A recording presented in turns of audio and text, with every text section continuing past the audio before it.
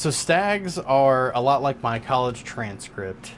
I get a B, I get a bunch of C's, maybe a D, don't tell my mom that.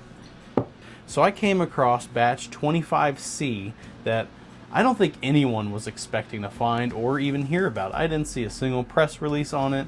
I didn't see a single YouTuber talk about it, or any of the guys who write the reviews online that are just written format. But I found one.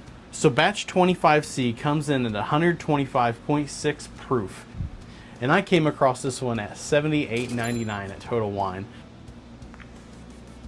So I mean, the color is just as you would expect. Looks like bourbon. Amber. Brown. Brown water. But on the nose, I get a lot of citrus, kind of like an orange peel. Usually I get like a cherry or a grape kind of note on the nose.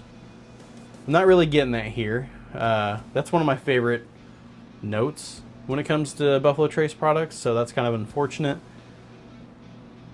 I'm getting a little bit of brown sugar, a lot of baking spices. I'm not going to go around telling everyone that this has the best nose of anything I've ever had, because it's nowhere near that. It's above average. On my Spud Scale, I'd give it about a 6.5. I think if it was a little more mild with the proof and how spicy it is on the nose, it just is a little too harsh for me. I think it would be higher than that, but I think that kind of knocks it down a few points.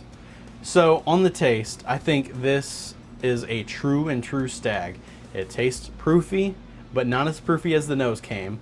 A lot of spice, a lot of savory oak. This is not on the sweeter profiles, which I believe is where I tend to lean with my palate. It's good, like I said with the nose. It's above average. I do think that this is a solid baseline for what Staggs need to be. It's above average, but it's acceptable. It doesn't blow me out of the water. It doesn't make me want to pour it out on my floor. But I will enjoy this. I'll share it quite a bit. So on my Spud Scale, 6.5 out of 10. So I think the finish on this bottle is probably the best aspect of it.